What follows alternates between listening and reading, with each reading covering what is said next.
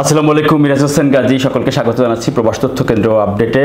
Malaysia শ্রমবাজার বা Malaysia প্রবাসীদের জন্য আপডেট কিছু তথ্য এবং একই সাথে প্রবাসী কল্যাণ ও বৈদেশিক কর্মসংস্থান মন্ত্রণালয়ের সাম্প্রতিক যেই বক্তব্য বা মালয়েশিয়া শ্রমবাজার সম্পর্কে যেই কার্যক্রম সেই বিষয়ে প্রবাসী কর্মীদের কিছু মতামত এবং কিছু অভিযোগ পরামর্শ আছে, সেই বিষয়গুলো তুলে ধরতে চাই এই পর্বে। এর মধ্যে খুবই আলোচিত একটি বিষয়, সেটি হচ্ছে যে একই সাথে সমালোচিত বিতর্কিত, সেটি হচ্ছে প্রবাসী কল্যাণ ও বৈদেশিক কর্মসংস্থান মন্ত্রণালয়ের উপদেষ্টা অধ্যাপক ডক্টর আসিফ নজরুল তিনি একটি বক্তব্য দিয়েছিলেন যে মালয়েশিয়া চাচ্ছে সীমিত সংখ্যক রিক্রুটিং এজেন্সি অর্থাৎ সিন্ডিকেট। মালয়েশিয়া চাচ্ছে সরকার যদি তাদের এই চাওয়া পূরণ না করে বাংলাদেশ, তাহলে তারা বাংলাদেশ থেকে কর্মী নেবে না বা অন্য কোনো পদ্ধতিতে কর্মী পাঠানোর সুযোগ সৃষ্টি হবে না। এটি একেবারে খোলামেলা তিনি বলেছেন। আবার আমি যদি সিন্ডিকেট না করে লোক না পাঠাই, তাহলে আমার দেশের 40,000 লোক যেতে পারবে না। এবং ভবিষ্যতে মালয়েশিয়াটা মনে রাখবে, তোমার কাছে লোক চাইছে পাঠাও নাই, আমার তো অন্য জায়গা আছে। তো আমার 1 লক্ষ 2 লক্ষ পরিবার এটাতে এফেক্টেড হবে। এখন আমি কোন ডিসিশনটা নিব?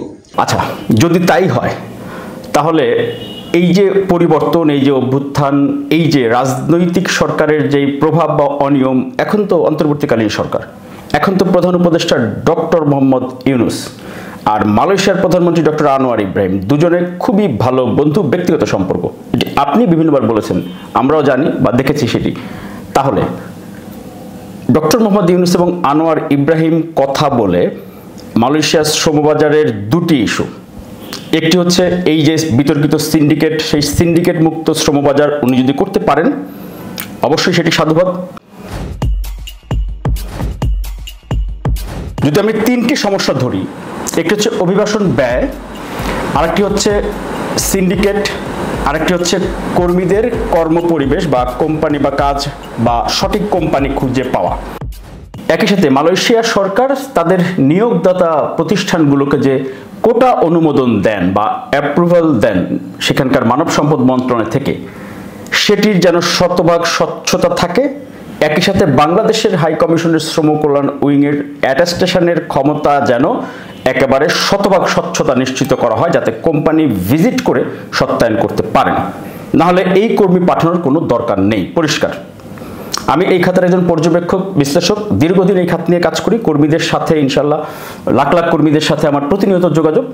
মালয়েশিয়া শ্রমবাজারে সবচেয়ে বড় সমস্যা হচ্ছে ভুয়া এবং নাম সর্বস্ব কোম্পানিতে কর্মী পাঠানো বা কর্মী নেওয়া, এবং সেটি একেবারে মালয়েশিয়া সরকার, বাংলাদেশ হাই কমিশন এবং বাংলাদেশের কিছু রিক্রুটিং এজেন্সি এবং মালয়েশিয়ায় বাংলাদেশি কিছু ব্যবসায়ী সরাসরি এই অনিয়ম, দুর্নীতি, প্রতারণার সাথে সম্পৃক্ত। ভুয়া কোম্পানিতে চাহিদাপত্র বের করা বা ডিমান্ড লেটার ইস্যু করা, ভুয়া কোম্পানি, যেই কোম্পানির অস্তিত্ব নেই, যেই কোম্পানির কাজ দেওয়ার ক্ষমতা নেই, যার অফিস নেই, কারখানা নেই, ফ্যাক্টরি নেই, কোনো রকম যোগ্যতা নাই, শুধু ট্রেড লাইসেন্স বা সাইনবোর্ড আছে, সেই কোম্পানিকে 100, 200, 500 কর্মী নেওয়ার জন্য কিভাবে মালয়েশিয়ার সরকার অনুমতি দেয়, কোটা অনুমোদন দেয় কিভাবে, এটি নিয়ে আমরা আলোচনা করি না, কিন্তু এটি হচ্ছে সবচেয়ে বড় সমস্যা।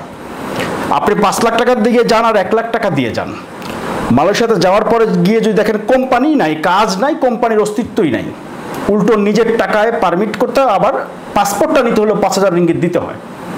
হাজার হাজার কর্মীর এই সমস্যা আছে, যেটি বছরের পর বছর ধরে বলার চেষ্টা করেছি সবসময়। বাস্তবতা হচ্ছে যে আমরা তো অভিবাসন ব্যয় বা খরচ নিয়ে বলি, কিন্তু এই প্রতিটা প্রক্রিয়া, সেই অ্যাপ্রুভাল থেকে শুরু করে ওই দেশের, এরপরে আমাদের দূতাবাসের অ্যাডাস্টেশন, এরপরে মন্ত্রণালয় নিয়োগ অনুমতি, এরপরে রিক্রুটিং এজেন্সি, এরপরে প্রতিটি ধাপে অনিয়ম, অস্বচ্ছতা আছে, যে কারণে কিন্তু কর্মীরা গিয়ে ওইখানে কাজ পায় না, বেকার থাকে। যদি এই বিষয়টা আমরা সামনে কমাই, এখন মন্ত্রণালয়ের হাতে কিন্তু স্যার এই ক্ষমতাটি ছিল, এবং মন্ত্রণালয়ের কাছে সবাই এজন্য একটু দায়বদ্ধ থাকতো যে মন্ত্রণালয় নিয়ম অনুমতি লাগে, এবং অ্যাটাস্টেশনের স্বচ্ছতাটাও তখন আপনারাও যাচাই বাছাই করার সুযোগ পেতেন। এক্ষেত্রে এই বিষয়টি পুনর্বিবেচনা করবেন কিনা, এটি আমি বলছিলাম যে আমরা বিএমইডির মাধ্যমে করতে পারি। বিএমইডির মন্ত্রণালয় এমবিসি তো অ্যাটাস্ট করি। সো আপনি যে প্রশ্ন তুলেছেন ওই আশঙ্কা নাই কেন? কারণ ওখানে তো এমবিসি অ্যাটাস্টেশন করে দিচ্ছে, যে আমরা ওই আশঙ্কা ব্যক্ত করছি। বিএমইডি তো দেয়, ব্যাংক ইমিগ্রেশন ক্লিয়ারেন্সটা ফাইনালি দেয়, কিন্তু অ্যাটাস্টেশন যেটা হয়, মালয়েশিয়া গতবার যে অ্যাটাস্টেশন হয়েছে, এই অ্যাটাস্টেশন কোনো একটি কোম্পানি পরিদর্শন করেনি আমাদের শ্রম কল্যাণ উইং। এটি নিয়ে যখন আমরা প্রশ্ন করেছিলাম মন্ত্রণালয়, তখন হাইকমিশন থেকে বলা হয়েছে মালয়েশিয়া গভর্নমেন্ট আমাদেরকে বলেছে যে অ্যাটেনশন ভিজিট করতে পারবা না, ভিজিট করতে পারবা না, তুমি অ্যাটেনশন করে দিলে এবং যেই কর্মীরা দেখে যে কোম্পানি নাই। সৌদি আরবে হাজার হাজার কোম্পানি এরকম ভুয়া নাম সর্বস্ব কোম্পানি, কর্মী গিয়ে দেখে কোম্পানি নাই, অ্যাটেনশন কেন করলো?